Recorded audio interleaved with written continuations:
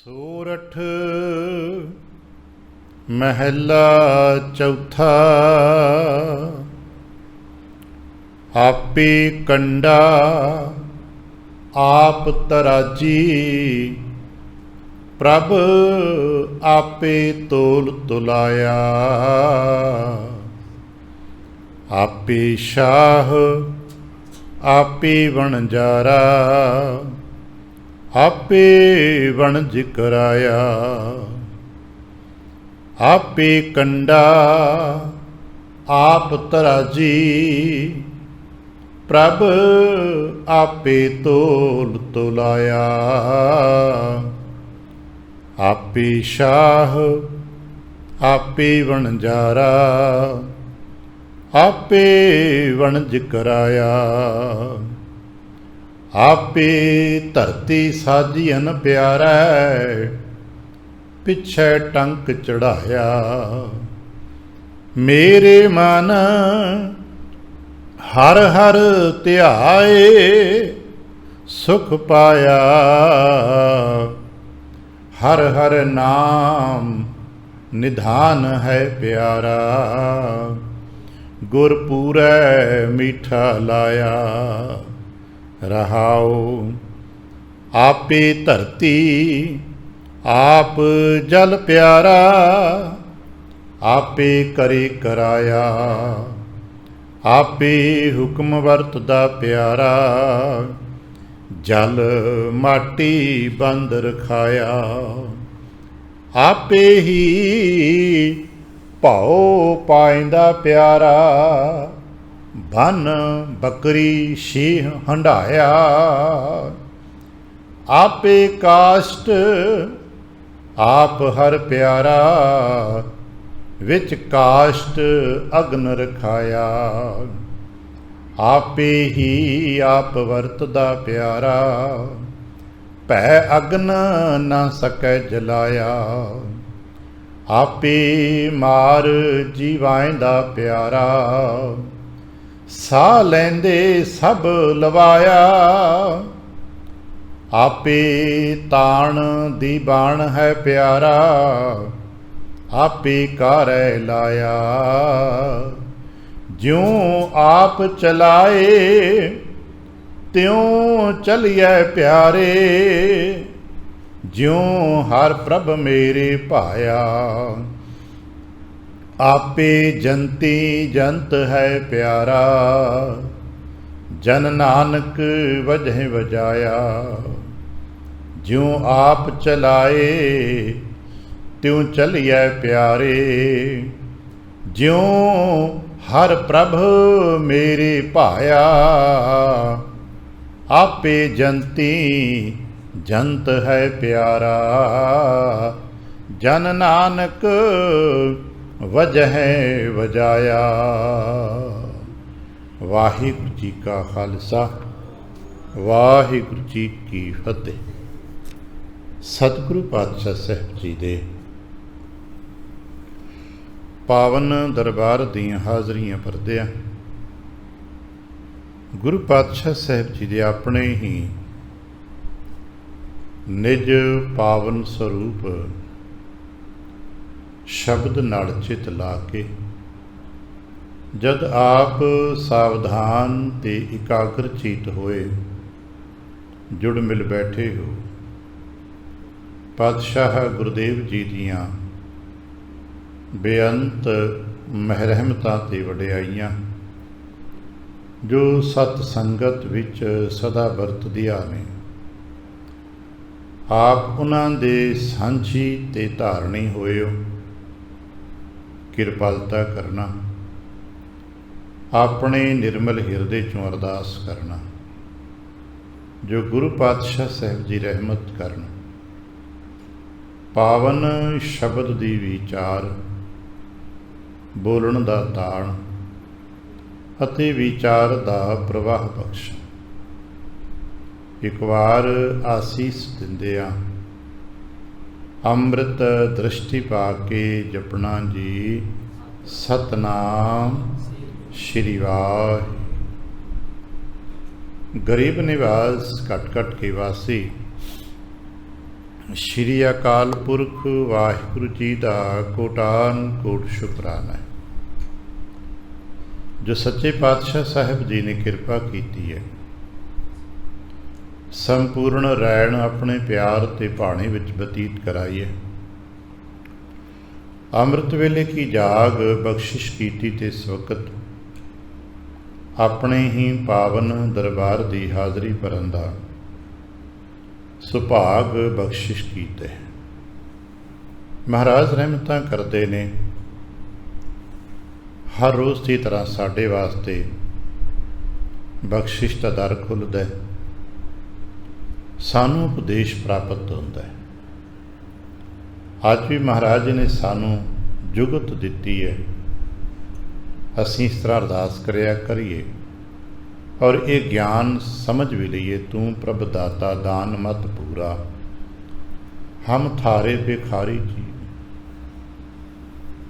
ਸਾਰਾ ਬ੍ਰਹਮੰਡੀ ਪਸਾਰਾ ਉਸ ਕਰਤਾ ਪੁਰਖ ਵਾਹਿਗੁਰੂ ਜੀ ਦਾ ਹੀ ਤੇ ਹੈ, ਤੇ ਅਸੀਂ ਸਾਰੇ ਦੇ ਸਾਰੇ ਜੀ ਉਸ ਕਰਤਾ ਪੁਰਖ ਵਾਹਿਗੁਰੂ ਜੀ ਦੀ ਹੀ ਬਖਸ਼ਿਸ਼ਾਂ ਦੇ ਪ੍ਰਾਪਤ ਕਰਨ ਵਾਸਤੇ ਉਹਦੇ ਦਰਬਾਰ ਵਿੱਚ ਆਣ ਜੁੜਦੇ ਹਾਂ, ਆਣ ਟਿਕਦੇ ਹਾਂ।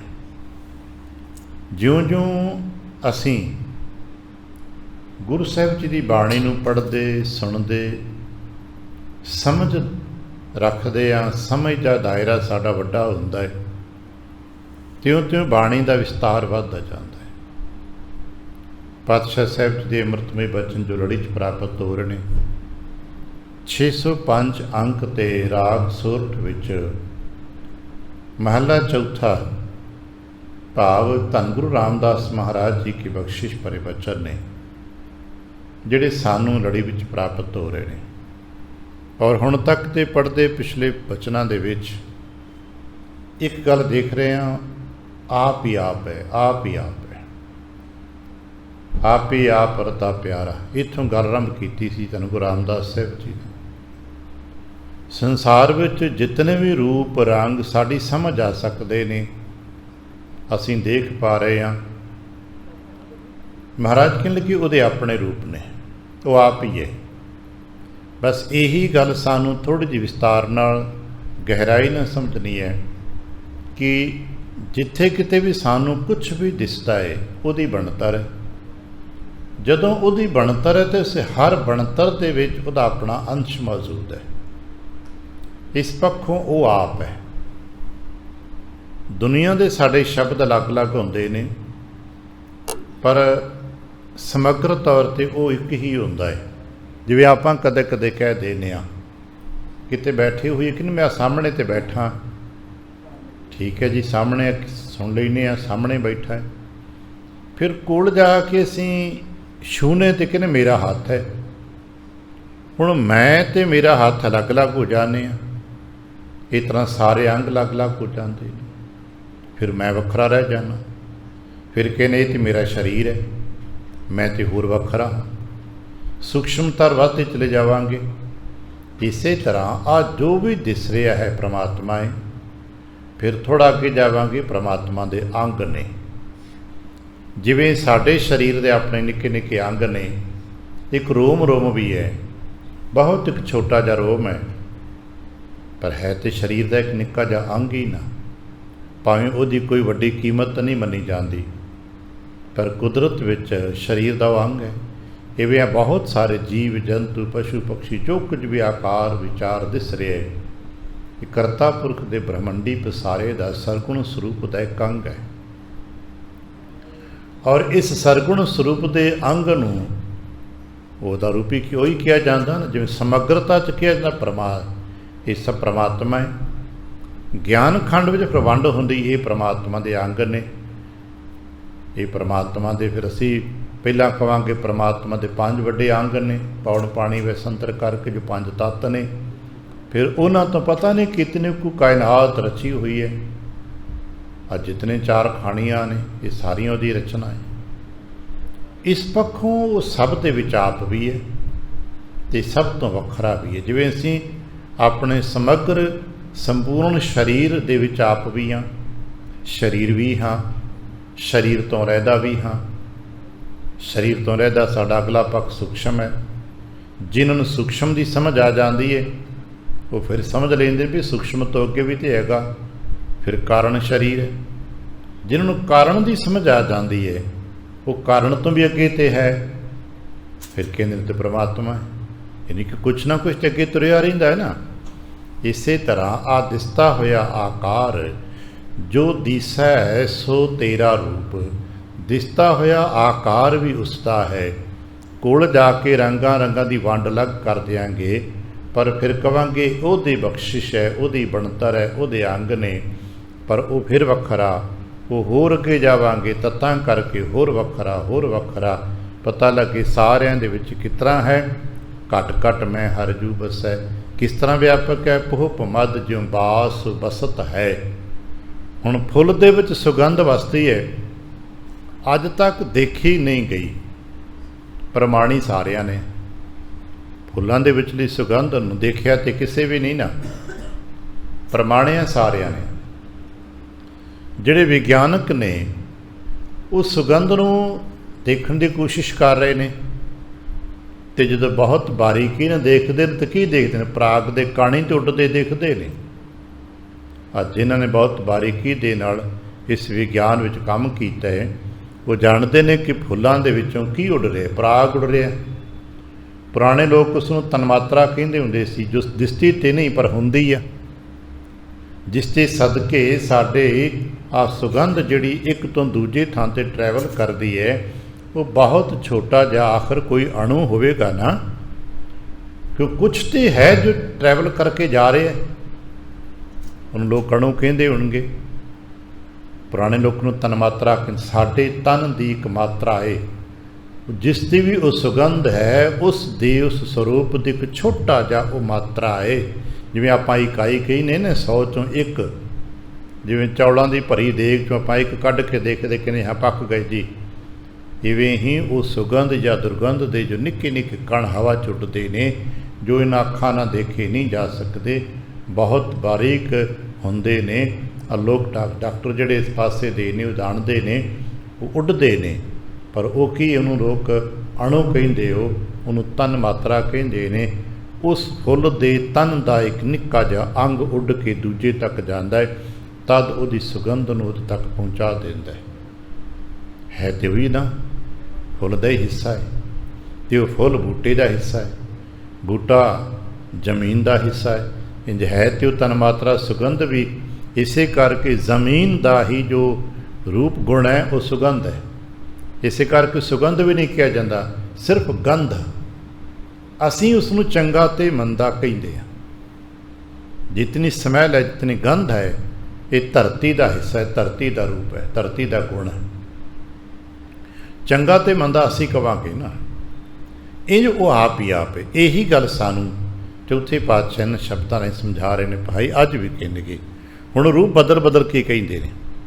अज असीं दूजे नज़रिए नूं देखदे आ कदे कदे वड्डे शाहूकार जिन्होंने आड़तां कहंदे सी, दुकानदारां को जाके देखी दे, उन्हां को वड्डे कंडे हुंदे ने, तराजू रखे हुंदे ने, इंतजामात तमाम वट्टे पए ने, साजो समान तोलिया जा रहा है। उस दर्शन महाराज अज पहलां करांदे ने।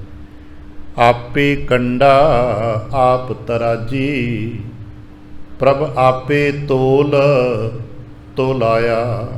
हुण कंडा समझण की जरूरत नहीं कि पुराना बोल है, कंडा आप है। तराजू दे विच जो छोटा जिहा कंडा लगा दा सूई, जिहदे सदके वजन का अंदाज़ा लगता है, क्योंकि जो डिजिटल नहीं सी, वो छोटा जिहा कंडा ही अंदाज़ा दिंदा सी भी किहड़े पासे भार ज़्यादा है, क्योंकि वही जिस पासे झुक गया दा मतलब उधर वजन ज़्यादा है। उन्होंने कहते हैं कंडा, वो कंडा है। तो कंडा कौन है? प्रभु आप है। आप ही कंडा आप तराजी। तराजी का मतलब है तराजू। हुण तराजू कहता जिन्होंने आप पंजाबी तकड़ी कहने आ, तकड़ी कह दिता तो कंडा तो विच ही आना ना, छाबे विच होणगे, डंडी भी होएगी, बहुत कुछ। एक तकड़ी कह लैण दे नाल उहदे दोनों छाबे, उहदी डंडी, उहदा कंडा, उहदियां संगलियां रस्सियां सब कुछ विच आ जाएगा। पर वखरा वखरा कहांगे तो बहुत कुछ ना, कई पार्ट्स हो जाएंगे। इवें कहणगे आपे कंडा आप तराजी, प्रभ आपे तोल, वटे भी आप है, तोलाया ते जो सामान उन्हां वटियां नाल तोलिया जांदा वो भी आप है ते सब तराजू दे नाल संबंधित, वटे भी तराजू नाल संबंधित ने, छाबे भी, कंडा भी, डंडी भी सब तराजू नाल संबंधित ने। करता पुरख की रचना है। फिर वो आपे शाह, आपे वणजारा, आपे वणज कराया। शाह उन्हों कहिए जो दुकान ते हट्टी ते बैठा है, वणजारा उन्हों कहिए जो खरीदन या वेचन आए, कि वणजारे फिर के व्यापार करते हैं, शाह फिरते नहीं। शाह अपनी हट्टियां ते आड़तां ते बैठे रहिंदे ने, वणजारे आउंदे ने, वेचते ने, वटदे ने, वो चले जाते हैं, उन्हां दा काम है विचरना। पर करता पुरख की रचना दे विच वो बैठा होया शाह भी आप है, ते तुरया फिरदा वेचन वटन खरीदन आया शाह भी, वणजारा भी आप है। आपे वणज कराया। इन्हां दोवां दे विच संबंध काहदा है? व्यापार दा। व्यापार भी आप है, क्योंकि शाहूकार दे विच ते वणजारे दे विच कोई होर रिश्तेदारी थोड़ा है, एक व्यापार का संबंध है, तो व्यापार भी तू आप है। नाम का व्यापार जिवें सिक्के ने, साडे ते साडे गुरु च काहदा संबंध? नाम का संबंध है। इस तरह भाई ये संसार के पसारे विच सब कुछ आप ही आप है। आपे कंडा आप तराजी, प्रभ आपे तोल तोलाया। आपे शाह, आपे वणजारा, आपे वणज कराया। आपे धरती साजिन प्यारै, धरती की साजन ने आप की है। तो जो व्यापार की दृष्टि के नाल इस तराजू तकड़ी के नज़रिए के मुताबिक धरती को देखांगे तो धरती की हैसियत किन्नी कुछ विच होएगी भाई, क्योंकि सारे ब्रह्मंडी पसारे विच जिन्हों असीं वेख पा रहे धरती ही है। बाकी नूं तुसीं दूरों दूर देखते हाँ वो चंद है जी, वो सूरज है जी, तारियां दे बारे लोग अलग अलग नां रखे ने, पर मोटा मोटा नां तो तारा ही है ना। पर धरती नूं असीं चंगी तरह वेख पा रहे हैं, तो धरती ते बनस्पति बहुत वड्डा है, जिन्हों भार 18 कहिंदे ने। धरती का आकार, धरती ते बनस्पति का भार बहुत वड्डा होएगा। साडी जाचे धरती का भार बहुत है। तो जे करता पुरख की बनाई हुई संरचना दे विच धरती के भार नूं, धरती के हैसियत नूं समझना है, तो किवें कहांगे? आपे धरती साजिन प्यारै, पिछै टंक चढ़ाया। टंक कहिंदे ने 4 कु मासे का छोटा जिहा वजन। हुण तो सारा कुछ साडा डिजिटल जिहा हो गया है, नहीं तो पुराने ना वक्त वेखिया ना, अगर तकड़ी दे तोल च किसी पासे वजन वध घट जाना तो समान तोलन तो वखरा ही, जिस पासे वजन घटना उस पासे कोई ना कोई छला या छोटा मोटा वजन आपां संगू के रूप में टंग देना, जे देना कंडा बराबर रहिंदा सी।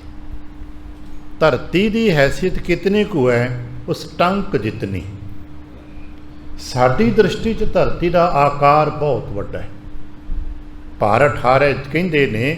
आ धरती ते एक वनस्पति जिवें सी कि अंब जामन तमाम फुल बूटे ने, हर बूटे का एक पत्ता तोड़ लो ना तो 18 भार बन जाते हैं। 18 भार का मतलब हुंदा है, एक भार का मतलब उन्ना हुंदा है जो 2 बंदे तकड़े जिसनों चुक सकन ते तीजे बंदे नूं चुका सकन। अज जिवें पंजाबी च शब्द ना कणकां वढते ते भरियां बन्नदे हुंदे सी, ਉਹਦੇ 'ਚ 2 ਬੰਦਿਆਂ ਤਕੜਿਆਂ ਨੇ ਚਕਾਣਾ ਤੇ ਇੱਕ ਤਗੜੇ ਬੰਦੇ ਨੇ ਭਰੀ ਚੁੱਕ ਲੈਣੀ।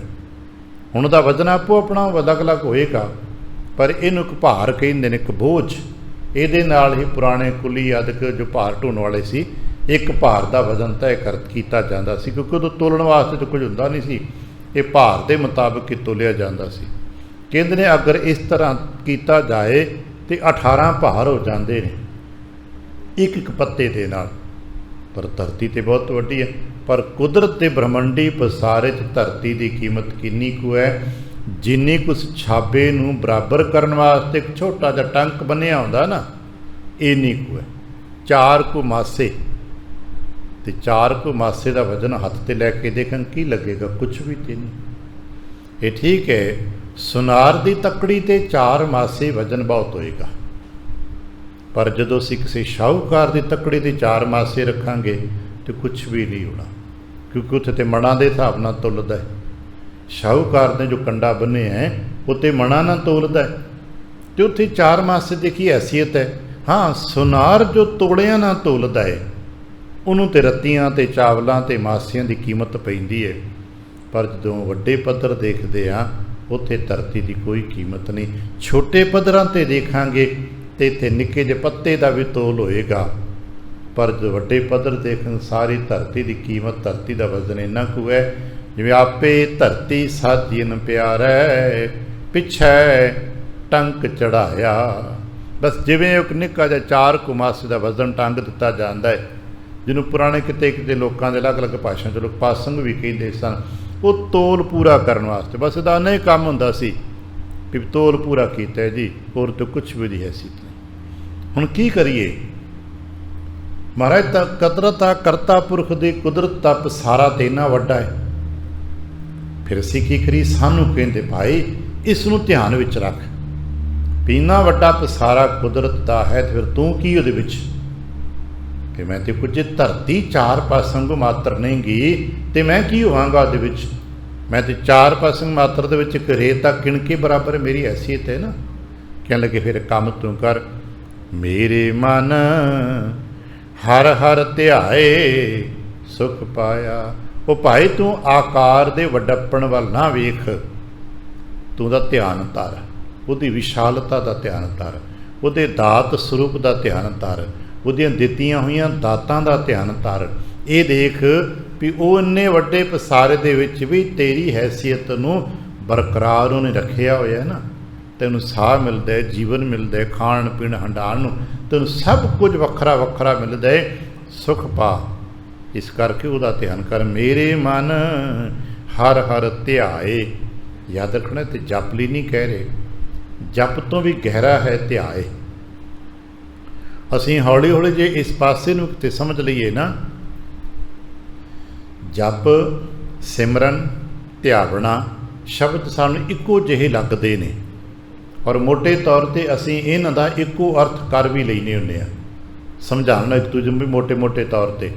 पर जदों असीं बारीकियां च इन्हां दी वंड करदे आ ते इन्हां सारियां दे बारीकी भाव अलग अलग ने।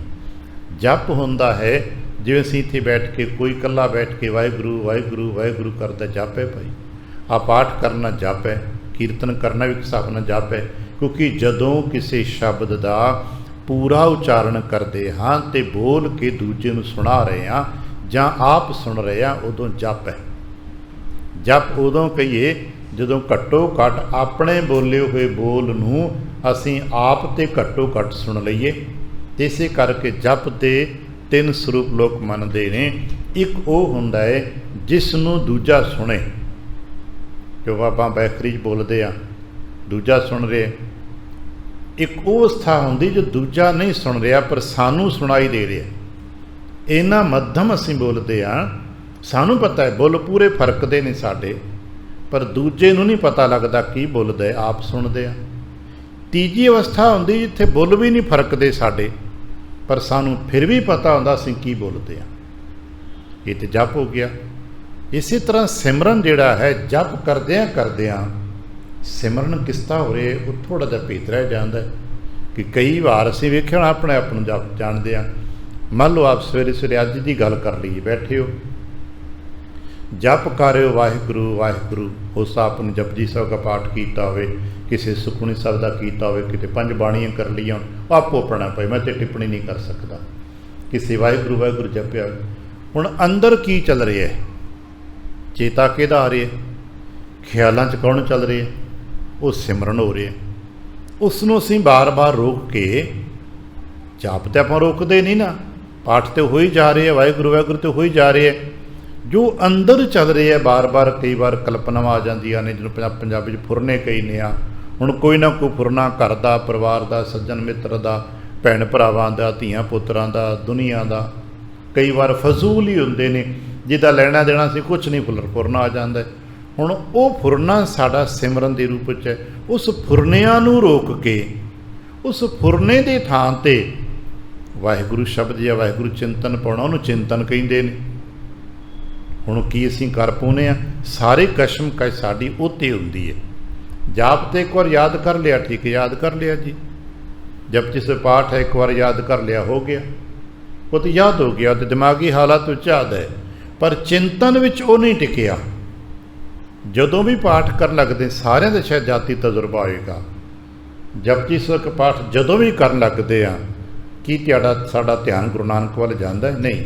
ਦੁਨੀਆ ਦਾ ਕੋਈ ਨਾ ਕੋਈ ਪੁਰਨਾ, ਲੈਣਾ ਦੇਣਾ, ਖੁਸ਼ੀ ਗਮੀ, ਆ ਸੱਜੇ ਖੱਬੇ ਦੀਆਂ ਗੱਲਾਂ, ਕਈ ਵਾਰ ਫਜ਼ੂਲ ਦੀਆਂ ਗੱਲਾਂ ਆ ਜਾਂਦੀਆਂ ਨੇ, ਆਉਂਦੀਆਂ ਨੇ, ਸਭ ਦੇ ਆਉਂਦੀਆਂ ਨੇ।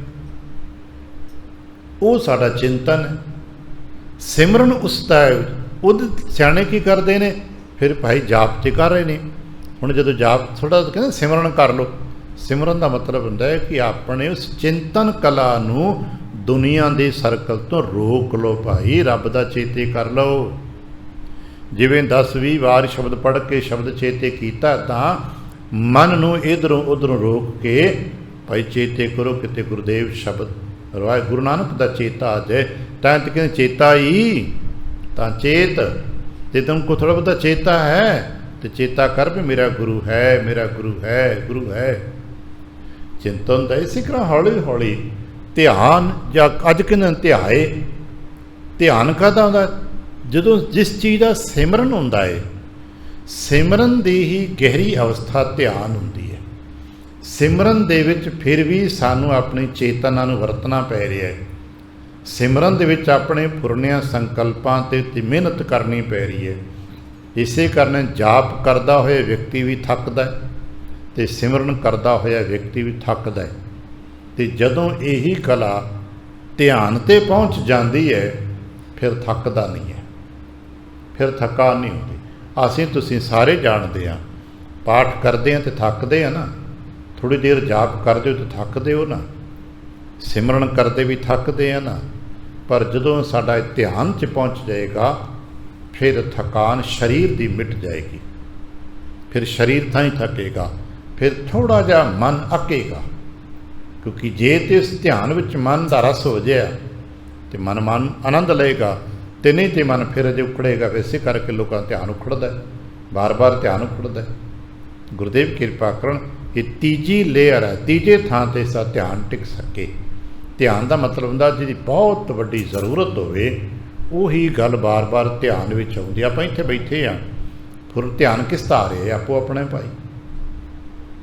ਜਰਾ ਕੁ 2 ਮਿੰਟ ਆਪਾਂ ਇਸ ਪਾਸੇ ਵਿੱਚ ਕਥਾਵਾਚਕ ਕੀ ਬੋਲੀ ਜਾਂਦਾ ਪਤਾ ਨਹੀਂ ਲੱਗਦਾ, ਧਿਆਨ ਕਿਤੇ ਹੋਰ ਦਾ ਹੋਰ ਨਿਕਲ ਜਾਂਦਾ। ਕੀਰਤਨ ਵਾਲਾ ਕੀ ਕਰੀ ਜਾਂਦਾ ਸਾਨੂੰ ਪਤਾ ਨਹੀਂ ਲੱਗਦਾ। ਹਾਂ, ਉੱਤੋਂ ਸਾਡੀਆਂ ਅੱਖਾਂ ਮੀਟੀ ਆਉਂਦੀਆਂ, ਅਸੀਂ ਵੇਖਣ ਲੱਗਦਾ ਬੜਾ ਸਾਵਧਾਨ ਬੈਠਾ ਹੋਏ, ਪਰ ਅੰਦਰਲੇ ਨੂੰ ਪਤਾ ਹੁੰਦਾ ਕਿ ਮੈਂ ਪਤਾ ਹੀ ਨਹੀਂ ਕਿੱਥੇ ਆ।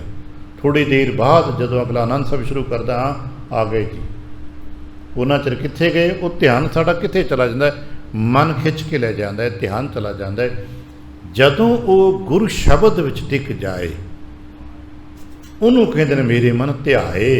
ਇੱਥੇ ਬੈਠੇ ਹੋ ਨਾ, ਅਤੇ ਆਪਣੇ ਮਨ ਨੂੰ ਰੋਕ ਕੇ ਰੱਖੀ ਨਾ, ਕੋਸ਼ਿਸ਼ ਕਰਨੀ ਹੁੰਦੀ ਹੈ। ਕਿਤਨੇ ਕਾਮਯਾਬ ਹੋਵਾਂਗੇ ਇਹ ਆਪੋ ਆਪਣਾ ਹੈ। ਇੱਥੇ ਕੋਈ ਦਾਅਵਾ ਨਹੀਂ ਕਰ ਸਕਦੇ ਨਾ ਕਿ ਮੈਂ ਜੇ 30 ਮਿੰਟ ਬੈਠਾ ਅਤੇ 30 ਦਾ 30 ਮੇਰਾ ਧਿਆਨ ਇੱਥੇ ਹੀ ਰਹੇਗਾ। ਨਹੀਂ, 10% ਵੀ ਹੋ ਜੇ ਤਾਂ ਬੜਾ ਹੈ। 30 ਮਿੰਟਾਂ 'ਚੋਂ 40 ਮਿੰਟਾਂ ਦੇ ਵਿੱਚੋਂ ਸਾਡਾ 3-4 ਮਿੰਟ ਵੀ ਪੂਰਾ ਧਿਆਨ ਟਿਕ ਜਾਏ ਤਾਂ ਬਹੁਤ ਹੈ। ਪਰ ਕਰਨਾ ਤੇ ਪੈਣਾ ਹੈ ਨਾ, ਆਏ ਵੀ ਇਸੇ ਕੰਮ ਲਈ ਆ ਅਤੇ ਕਰਨਾ ਵੀ ਪੈਣਾ ਹੈ। ਇਹ ਤੋਂ ਬਿਨਾਂ ਛੁਟਕਾਰਾ ਵੀ ਨਹੀਂ ਹੋਣਾ। ਇਸੇ ਕਰਕੇ ਕਹਿੰਦੇ ਨੇ ਮੇਰੇ ਮਨ ਧਿਆਏ, ਮੇਰੇ ਮਨ ਹਰ ਹਰ ਧਿਆਏ। ਉਹ ਮੇਰੇ ਮਨਾ ਤੂੰ ਵਾਹਿਗੁਰੂ ਵਾਹਿਗੁਰੂ ਧਿਆਇਆ ਕਰ, ਵਾਹਿਗੁਰੂ ਦਾ ਧਿਆਨ ਧਰਿਆ ਕਰ। ਬਾਬਾ ਕੀ ਮਿਲੇਗਾ? ਕਹਿਣ ਲੱਗੇ ਬਸ ਧਿਆਨ ਦੇ ਨਾਲ ਸੁਖ ਪਾਇਆ, ਸੁਖ ਪ੍ਰਾਪਤ ਹੁੰਦਾ। ਫਿਰ ਕਹਿਣ ਲੱਗੇ ਹਰ ਹਰ ਨਾਮ ਨਿਧਾਨ ਹੈ ਪਿਆਰਾ। ਪਿਆਰਿਆ, ਵਾਹਿਗੁਰੂ ਜੀ ਦਾ ਜੋ ਨਾਮ ਹੈ ਨਾ, ਨਿਧਾਨ ਕਹੀਏ ਖਜ਼ਾਨੇ ਨੂੰ। ਵਾਹਿਗੁਰੂ ਜੀ ਦਾ ਨਾਮ ਇੱਕ ਅਮੁੱਕ ਖਜ਼ਾਨਾ ਹੈ। ਧਿਆਨ ਦੇ ਨਾਲ ਅਸੀਂ ਉਹਦੇ ਵਿੱਚੋਂ ਸ਼ਕਤੀ ਨੂੰ, ਤਾਕਤ ਨੂੰ ਸੱਕ ਕਰਦੇ ਹਾਂ, ਖਿੱਚਦੇ ਹਾਂ। ਜਿਵੇਂ ਅਸੀਂ ਬ੍ਰਹਮੰਡ ਵਿੱਚੋਂ ਹਵਾ ਖਿੱਚਦੇ ਹਾਂ ਨਾ, ਅਤੇ ਜੀਵਨ ਮਿਲਦਾ। ਆਕਸੀਜਨ ਆਪਾਂ ਖਿੱਚਦੇ ਹਾਂ ਸਵਾਸਾਂ ਦੀ ਸਦਕੇ। ਬੇਸਿਕਲੀ ਆਪਾਂ ਆਕਸੀਜਨ ਹੀ ਤਾਂ ਸੱਕ ਕਰ ਰਹੇ ਹਾਂ, ਆਕਸੀਜਨ ਹੀ ਖਿੱਚ ਰਹੇ ਹਾਂ, ਤੇ ਸਾਨੂੰ ਜੀਵਨ ਮਿਲੇ, ਸਰੀਰਕ ਚਰਿਆ। ਇਸੇ ਤਰ੍ਹਾਂ ਧਿਆਨ ਦੇ ਸਦਕੇ, ਸਿਮਰਨ ਦੇ ਸਦਕੇ ਅਸੀਂ ਨਾਮ ਕਲਾ ਨੂੰ ਖਿੱਚ ਰਹੇ ਹੁੰਦੇ ਹਾਂ। ਕਿਤਨਾ ਖਿੱਚ ਪਾਵਾਂਗੇ, ਆਪੋ ਆਪਣੇ ਉਤਨੀ ਪ੍ਰਾਪਤੀ ਹੈ। ਜਿਤਨੇ ਸਾਡੇ ਸਰੀਰਕ ਤਾਣ ਹੁੰਦਾ ਹੈ, ਉਤਨੇ ਕੁ ਅਸੀਂ ਸਵਾਸ ਲੰਬਾ ਲੈ ਲੈਂਦੇ ਹਾਂ ਅਤੇ ਲੰਬਾ ਭਰ ਲੈਂਦੇ ਹਾਂ। ਇਸੇ ਤਰ੍ਹਾਂ ਜਿਤਨੇ ਕੁ ਸਾਡੀ ਅੰਦਰੂਨੀ ਤਾਣ ਹੁੰਦੀ ਹੈ, ਤਾਣ ਤਾਕਤ ਹੁੰਦੀ ਹੈ, ਉਹਨਾਂ ਕੁ ਅਸੀਂ ਧਿਆਨ ਦੇ ਸਦਕੇ ਵਾਹਿਗੁਰੂ ਜੀ ਦੇ ਨਾਮ ਖਜ਼ਾਨੇ 'ਚੋਂ ਨਾਮ ਦੀ ਬਰਕਤ ਨੂੰ ਪ੍ਰਾਪਤ ਕਰ ਲੈਂਦੇ ਹਾਂ। ਉਹ ਰੂਹਾਨੀ ਜੀਵਨ ਸਾਡਾ ਉਹਨਾਂ ਕੁ ਹੁੰਦਾ ਹੈ। ਉਹਨਾਂ ਜੀਵਨ ਬਾਹਰਲਾ ਜੀਵਨ ਤੇ ਸਵਾਸਾਂ ਦੀ ਗਿਣਤੀ ਦੇ ਮੁਤਾਬਕ ਚੱਲਦਾ ਹੈ, ਸਮੇਂ ਮੁਤਾਬਕ ਹੈ। ਇੱਥੇ ਸਾਡਾ ਆਪਣਾ ਜ਼ੋਰ ਨਹੀਂ ਗਾ, ਕਿਸੇ ਦਾ ਜ਼ੋਰ ਵੀ ਨਹੀਂ ਗਾ। ਇੱਥੇ ਪ੍ਰਭੂ ਦੇ ਹੁਕਮ ਦੇ ਵਿੱਚ ਹੈ। ਪ੍ਰਭੂ ਚਾਹੇ ਤੇ ਸਵਾਸਾਂ ਦੇ ਨਾਲ ਰੱਖਦਾ ਹੈ, ਪ੍ਰਭੂ ਚਾਹੇ ਤੇ ਕੁਝ ਸਮਾਂ ਸਵਾਸਾਂ ਤੋਂ ਬਿਨਾਂ ਵੀ ਰੱਖ ਲੈਂਦਾ ਹੈ। ਇਹ ਪ੍ਰਭੂ ਜੀ ਦੀ ਬਣਤਰ ਹੈ। ਪ੍ਰਭ ਭਾਵੈ ਬਿਨ ਸਾਸ ਤੇ ਰੱਖ ਲੈਂਦਾ ਹੈ। ਪਰ ਜੇ ਅੰਦਰਲਾ ਅਸੀਂ ਪ੍ਰਾਪਤ ਕੀਤਾ ਹੋਵੇਗਾ ਤਾਂ ਗੱਲ ਬਣਦੀ ਹੈ। ਜੇ ਅੰਦਰਲਾ ਜੀਵਨ ਪ੍ਰਾਪਤ ਨਾ ਹੋਵੇ ਤੇ ਜਿਸ ਦਿਨ ਸਿਆਣੇ ਕਹਿੰਦੇ ਨੇ ਦਰਅਸਲ ਉਹ ਮੁੱਕ ਜਾਂਦਾ ਹੈ ਨਾ, ਸਵਾਸ ਚੱਲ ਵੀ ਰਹੀ ਹੁਣ ਤਦ ਵੀ ਬੰਦਾ ਮਰੇ ਵਰਗਾ ਹੁੰਦਾ ਹੈ। ਗੁਸਤਾਖੀ ਦੀ ਮਾਫੀ। ਬਹੁਤ ਸਾਰੇ ਲੋਕਾਂ ਨੂੰ ਅਸੀਂ ਹਸਪੀਟਲ 'ਚ ਦੇਖਦੇ ਹਾਂ, ਉਹਨਾਂ ਦੇ ਸਵਾਸ ਚੱਲ ਰਹੇ ਨੇ ਪਰ ਬਾਕੀ ਤੇ ਕੁਛ ਵੀ ਨਹੀਂ ਗਾ, ਸਿਰਫ ਸਾਹ ਚੱਲਦੇ ਨੇ। ਜੀਵਨ ਸਾਹ ਨਾ ਨਹੀਂ ਗਾ, ਜੀਵਨ ਦੀ ਇੱਕ ਲੇਅਰ ਹੋਰ ਵੀ ਹੈਗੀ ਹੈ ਜੋ ਨਾਮ ਦੇ ਸਦਕੇ ਹੈ। ਉਹ ਨਾਮ ਨਹੀਂ ਉਹਨਾਂ ਦੇ ਪੱਲੇ, ਬਸ ਸਾਹ ਚੱਲ ਰਹੇ ਨੇ, ਕਰਤੇ ਨੇ। ਹਾਂ, ਆਪਣੀ ਜੋਤ ਵੀ ਨਹੀਂ ਕੱਢੀ, ਪਰ ਆਪਣੀ ਜੋਤ ਵਿੱਚ ਉਹਨੇ ਐਨਰਜੀ ਵੀ ਨਹੀਂ ਪਾਈ ਕਿ ਚਾਨਣਾ ਹੋ ਸਕੇ, ਇੱਥੇ ਜੀਵਨ ਜਗਮਗਾ ਸਕੇ, ਇਤਨਾ ਵੀ ਨਹੀਂ ਪਾਇਆ ਉਹਨੇ। ਕਦੇ ਕਦੇ ਹੁੰਦਾ ਨਾ ਸਾਡੇ ਘਰਾਂ 'ਚ ਆਪਾਂ ਦੇਖਦੇ ਹਾਂ, ਆਪਾਂ ਕਹਿੰਦੇ ਅੱਜ ਵੋਲਟੇਜ ਲੋ ਹੋ ਗਈ। ਵੋਲਟੇਜ ਲੋ ਹੋ ਜਾਂਦੇ ਕੀ ਹੈ, ਬਲਬ ਜਗ ਵੀ ਨਹੀਂ ਰਿਹਾ ਹੁੰਦਾ ਤੇ ਜਗ ਵੀ ਰਿਹਾ ਹੁੰਦਾ, ਚਾਨਣਾ ਨਹੀਂ ਦੇ ਰਿਹਾ ਪਰ ਜਗ ਰਿਹਾ। ਤਾਰ ਲਾਲ ਹੈ ਪਰ ਜਗ ਰਿਹਾ ਹੈ ਕਿ ਪਰ ਚਾਨਣਾ ਤੇ ਨਹੀਂ ਦੇ ਰਿਹਾ ਨਾ, ਕਿਉਂਕਿ ਵੋਲਟੇਜ ਇੰਨੀ ਘੱਟ ਹੈ ਕਿ ਬਸ ਚਮਕ ਰਹੀ ਤਾਰ, ਟਿਮਟਿਮਾ ਰਹੀ ਹੈ। ਉਹ ਕਰਤਾ ਆਪਣੇ ਨਾਮ ਦੀ ਵੋਲਟੇਜ ਜੋਤ ਇੰਨੀ ਘੱਟ ਹੋ ਜਾਂਦੀ ਹੈ ਕਿ ਸਾਹ ਤੇ ਆ ਤੇ ਜਾ ਰਿਹਾ ਹੈ, ਬਸ ਹੋਰ ਤੇ ਕੁਛ ਵੀ ਨਹੀਂ ਹੋ ਰਿਹਾ। ਸੋਚ ਮਤ ਬੁੱਧ ਚੇਤਨਾ ਚਿੰਤਨ ਸਭ ਖਤਮ ਹੈ। ਸਰੀਰ ਨਿਢਾਲ ਪਿਆ ਹੈ, ਸਾਹ ਆ ਰਿਹਾ ਹੈ, ਸਾਹ ਜਾ ਰਿਹਾ ਹੈ, ਨਾ ਜਿੰਦਾ ਹੈ ਤੇ ਨਾ ਮਰਿਆ ਹੈ। ਉਹ ਜੀਵਨ ਜਿਹੜਾ ਦੂਸਰੀ ਲੇਅਰ ਦਾ ਜੀਵਨ ਹੈ, ਉਹ ਨਾਮ ਦੇ ਸਦਕੇ ਚੱਲਦਾ ਜੀ। ਅਸਾਂ ਉਸ ਨੂੰ ਵੀ ਬਚਾਉਣਾ ਹੈ। ਬਾਹਰਲਾ ਸਰੂਪ ਜੀਵਨ ਤੇ ਸਵਾਸਾਂ ਕਰਕੇ, ਭੋਜਨ ਕਰਕੇ, ਖੁਰਾਕ ਕਰਕੇ, ਦਵਾ ਕਰਕੇ ਇਹਦੇ ਨਾਲ ਬਚਦਾ ਜੀ, ਬਣਦਾ ਜੀ। ਪਰ ਉਹ ਦੋ ਜੀਵਨ ਇੱਕੇ ਦੇ ਸਦਕੇ ਬਚਦਾ ਜੀ। ਉਹ ਸਿਮਰਨ ਹੈ, ਉਹ ਯਾਦ ਹੈ ਪ੍ਰਭੂ ਦੇ ਨਾਮ ਦੇ, ਕਿਤਨਾ ਪ੍ਰਾਪਤ ਹੋ ਸਕੇਗਾ। ਇਸੇ ਕਰਕੇ ਜਿਨ੍ਹਾਂ ਦੇ ਕੋਲ ਨਾਮ ਜ਼ਿਆਦਾ ਹੁੰਦਾ ਹੈ ਉਹਨਾਂ ਦੇ ਬਾਹਰਲੇ ਸਵਾਸ ਮੁੱਕ ਜਾਂਦੇ ਨੇ, ਅੰਦਰਲਾ ਜੀਵਨ ਬਰਕਰਾਰ ਬਣਦਾ ਹੈ। ਔਰ ਇਹ ਤਾਣ ਸਮਝ ਸਕੀਏ ਕਿ ਸਾਡੇ ਸਵਾਸ ਪਹਿਲਾਂ ਮੁੱਕਣੇ ਨੇ, ਬਹੁਤਿਆਂ ਦੇ ਸਵਾਸ ਪਹਿਲਾਂ ਮੁੱਕਦੇ ਨੇ, ਅੰਦਰ ਤੇ ਕੰਮ ਖਤਮ ਹੀ ਹੋਇਆ ਹੈ। ਸਾਧੂ ਸੰਤ ਗੁਰਮੁਖ ਜਨ ਨੇ ਉਹ ਚਲਦੇ ਚਲਦੇ ਸਵਾਸਾਂ ਦੀ ਗਿਣਤੀ ਮੁੱਕ ਜਾਂਦੀ ਹੈ ਪਰ ਜੀਵਨ ਬਰਕਰਾਰ ਰਹਿੰਦਾ ਹੈ। ਸ਼ਾਇਦ ਇੱਕ ਤਰ੍ਹਾਂ ਆਪਾਂ ਗੁਰੂ ਨਾਨਕ ਸਾਹਿਬ ਦੇ ਦਰਸ਼ਨ 'ਚ ਵਿਚਾਰ ਕਰ ਸਾਂ, ਉਹ ਅੰਦਰ ਪ੍ਰਾਣ ਸ਼ਕਤੀ ਹੈ, ਕਰਤਾ ਪੁਰਖ ਨੇ ਪਾਈ ਹੁੰਦੀ ਹੈ। ਉਹਦੇ ਸਦਕੇ ਜੋ ਜੀਵਨ ਚੱਲਦਾ ਹੈ ਨਾ, ਉਹ ਕਰਤੇ ਦੇ ਘਰ ਤੱਕ ਪਹੁੰਚ ਜਾਂਦਾ ਹੈ। ਅਤੇ ਜਿਨ੍ਹਾਂ ਦਾ ਉਹ ਪ੍ਰਾਣ ਸ਼ਕਤੀ ਮੁੱਕ ਜਾਂਦੀ ਹੈ, ਉਹ ਵਿਚਾਰੇ ਰਾਹ 'ਚ ਠੇਡੇ ਠੁੱਡੇ ਖਾ ਕੇ, ਜਿਵੇਂ ਕਈ ਵਾਰ ਵੇਖਦੇ ਨਾ, ਕੋਈ ਸੜਕ 'ਤੇ ਕਿਸ ਦਾ ਵਾਹੀਕਲ ਪੰਚਰ ਹੋ ਜਾਂਦਾ, ਤੇਲ ਮੁੱਕ ਜਾਂਦਾ ਹੈ, ਬੜੀ ਵਧੀਆ ਕਾਰ ਹੈ, ਕਲਪਨਾ ਕਰੋ ਤੇਲ ਮੁੱਕ ਗਿਆ, ਕੀ ਕਰੇਗਾ ਅਗਲਾ? ਬਹੁਤ ਮਹਿੰਗੀ ਕਾਰ ਹੈ ਪਰ ਧਿਆਨ ਨਹੀਂ ਕੀਤਾ, ਅਗਿਆਨਤਾ ਦੇ ਵਸ਼ ਧਿਆਨ ਕੀਤਾ ਹੀ ਨਹੀਂ, ਘਰੋਂ ਤੁਰ ਪਏ, ਅੱਧਾ ਪੈਂਡਾ ਪੂਰਾ ਨਹੀਂ ਹੋਇਆ ਕਿ ਤੇਲ ਮੁੱਕ ਗਿਆ। ਹੁਣ ਧੱਕਾ ਲਾ ਕੇ ਲੈ ਕੇ ਜਾਏਗਾ ਜਾਂ ਲੈ ਕੇ ਦੂਰੋਂ।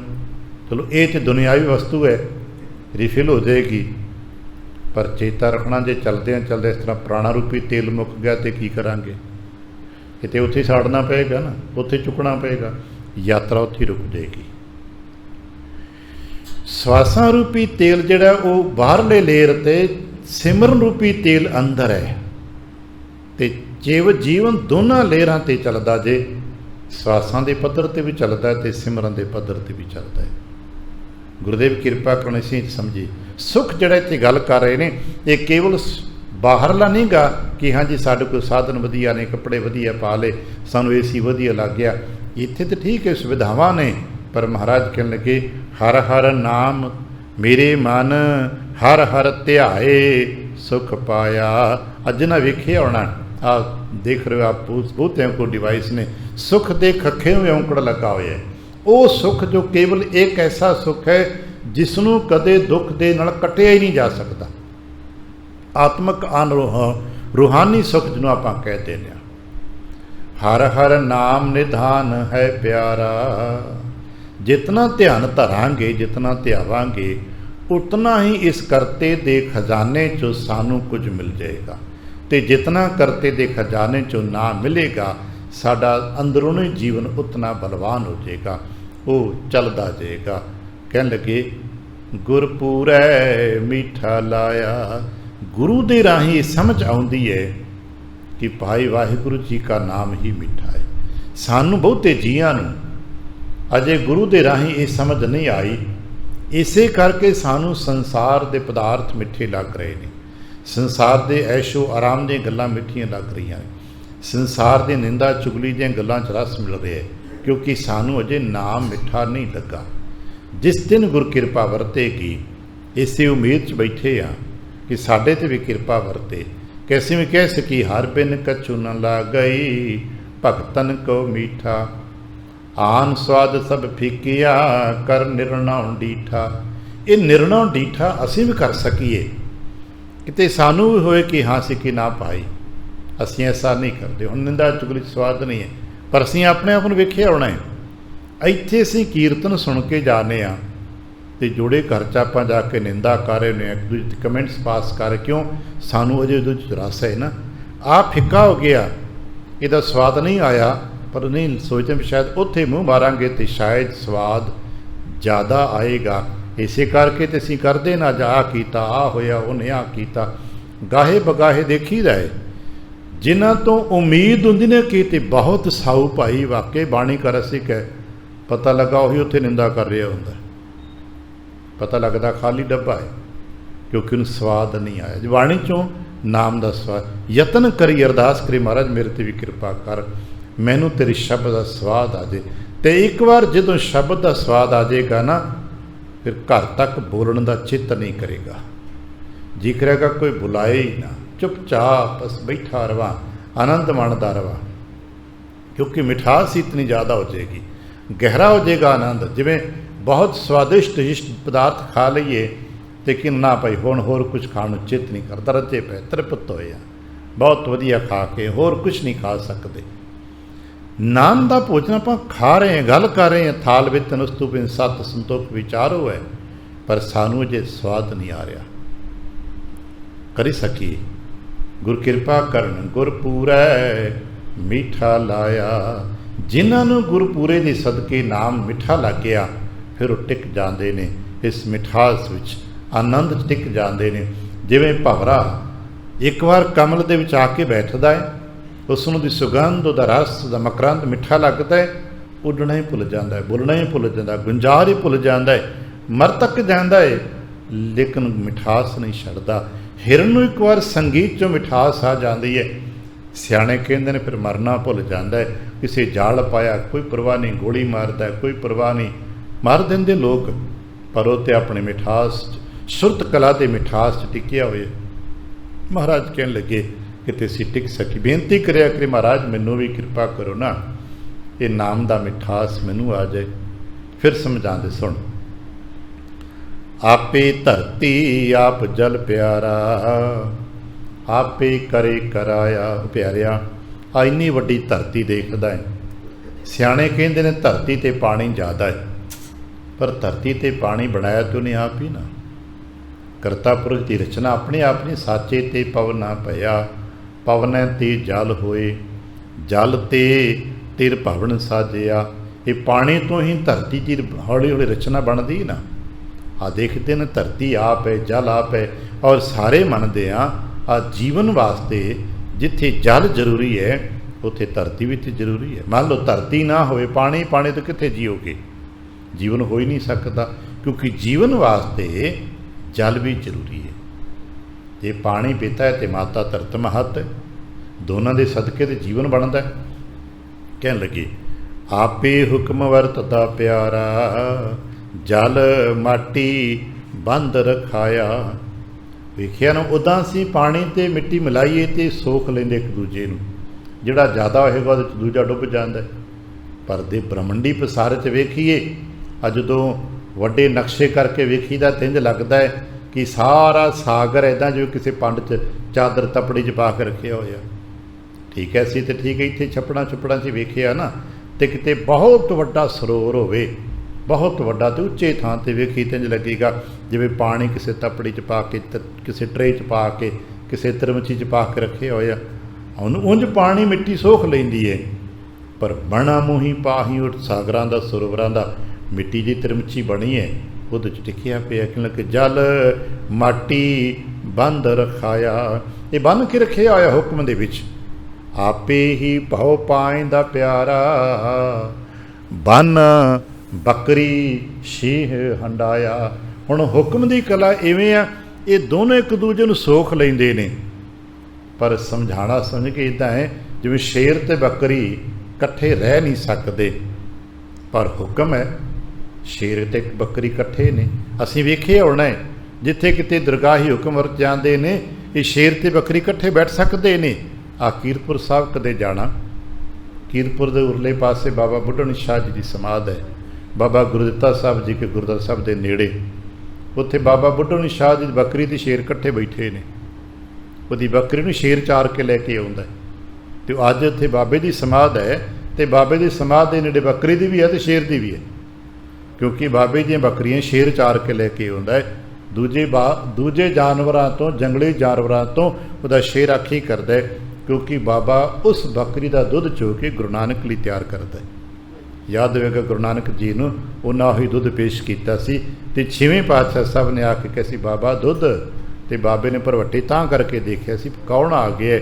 ਆਵਾਜ਼ ਤਾਂ ਉਹੀ ਹੈ ਜਿਹੜਾ ਕਈ ਸਾਲ ਪਹਿਲਾਂ ਮੈਂ ਦੁੱਧ ਕਟੋਰਾ ਪੇਸ਼ ਕੀਤਾ ਸੀ, ਅਤੇ ਉਹਨੇ ਕਿਹਾ ਸੀ ਬਾਬਾ ਆ ਕੇ ਪੀਆਂਗੇ, ਅਤੇ ਆ ਕੇ ਦੀ ਉਡੀਕ 'ਚ ਬੈਠੇ 6ਵਾਂ ਜਾਮਾ ਆ ਗਿਆ ਹੁਣ, ਕਿਉਂਕਿ ਬਾਬਾ ਦੁੱਧ 'ਤੇ ਛਕਾ, ਅਤੇ ਬਾਬੇ ਨੇ ਉਹੀ ਬੱਕਰੀਆਂ ਚੋ ਕੇ ਫਿਰ ਮਹਾਰਾਜ ਅੱਗੇ ਦੁੱਧ ਪੇਸ਼ ਕੀਤਾ।